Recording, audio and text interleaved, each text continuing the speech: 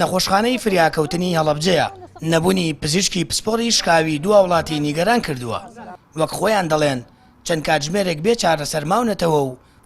نەخۆشخانەکە پزیشکی شکاوی لێ نەبووە. بڕوا ئەو وڵاتەیە کە ڕۆشت بۆ شاخی باڵام بۆ تا هاوکار بێت لە کوژانەوەی ئەو ئاگرەی چەند ڕۆژەکە بۆ یەورە بروسکەوە کەوتووەتەوە. ئەو لە کاتی ئەرکەکەیدا دەکەوێت و ئازار بە قاچی دەگات. ڕوو لە نەخۆشخانەی فریاکەوتنی هەڵەبجە دەکات. دوای ئەوەی وێنەی تیشکیان بۆ گرتووە، بەڵام بەوەی نەبوونی پزیشکەوە چارەسەریان بۆ نەکردوون و لە ڕێگەی ئۆنلاین و ڤایبەرەوە وێنەی تیشکی نەخۆشەکانیان بۆ پزیشکەکە ناردووە. لەم دیمەنەدا کە دەست پەیام کەوتووە، هاوڵاتیەکە ناڕەزایی لەبوونی پزیشک دەردەبڕێت و بە مافی خۆی دەزانێت سکاڵات تۆمار بکات. هەر بەم هۆیەوە گرژی لە نێوان هاوڵاتیەکە و پاسەوان و کارمەندانی نەخۆشخانەکە دروست دەبێت. شكات انا سنة بنتي بوليس اخي كيف يودينا كمان علاج ما من شكات انا شنو يبتوه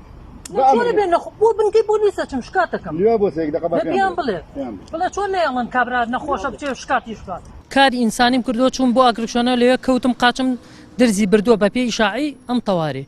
چنێکە هاتووم 4 ساعتە یەک نەفەر ناتوو بەدەمەوە دکتۆری لێ نییە مقیمێکی لێ هەر بە تەلەفۆن ئەیکا بۆ دکتۆری ژەڵێ وەڵا نەمزانیوە خەفەرم دکتۆر ڕزگارە نازانم کێ ئێستا هیچ حەلێکم هیچ چارەسەرێکم بۆ نەکراوە ئازا خەریکەم کوژەوە ئیشاعەکەی خۆیانە قاچم درزی بردووە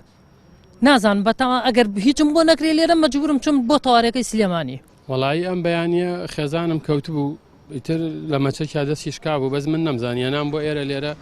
لە خەسخانەی تەواری ئەشیعیان گرت و لە ئەشیعەکەی تر بڵێ دەرکەوت کە شکاوە ئیتر لە سعات 9 تقریبا سعات دە لەگەڵ برادەرێکاویش هەر قاچی عەزەتی بووە چاوەڕێیەکەین بۆ ئەوەی کە دکتۆر بێ پزیشک بێت تا ئیسە پزیشکی ئەوەی کە خەفەرە نەهاتووە نزیکی 12 تەلەفۆنی زیاد بۆ کراوە یعنی دوایی وەڵامیاوەتەوە هەر بە ئۆنلاین شتەکانە لێ ئەوەی بۆ بکەن ئەوەی بۆ بکەن و خۆی دیار نییە کە پرسیارەکەین بۆ دیار نییە لێ وەڵادەی داوامی کەی هەیە تر ئەو داوامەی مە نازانین حکومەت بێجگە خەسخانە چ داوامێکیکەی بۆ دکتۆرەکان داناوە.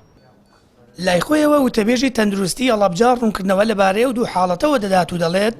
فریاگوزاری سەرەتایی بۆ هەر نەخۆشێک دەکرێت بێتە نەخۆشخانەی فریاکەوتن ئەوەش دەخاتە ڕوو چارەسەری پێویست بۆ و دوو نەخۆشە کراوە بەڵام جۆرێک لێک تێنەگەشتن ڕووی داوە. بەنسبەت ئەو نەخۆشەشەوە کە ئەمڕۆ سەردانی کردو گویا کێشەی دروست کردووە تیشکی وەرنەگیری تیشکی بۆ ئەنجام دراوە دەرکەوتووە کە هیچ شتێکی نائاسایی وەک شکاوی درز یاخود لەژێچوون لە ناو ئەکسرایەکەیان نەبووە بەڵام پێویست بۆ کە کەمێک چاوەڕێ بکات لەبەرەوەی کە هەندێک جار لە ناو نەخۆشخانەی فریاکەوتن پێویست دەکات حاڵەتێکی لەو زەڕورتر هەیە یاخود حاڵەتێکی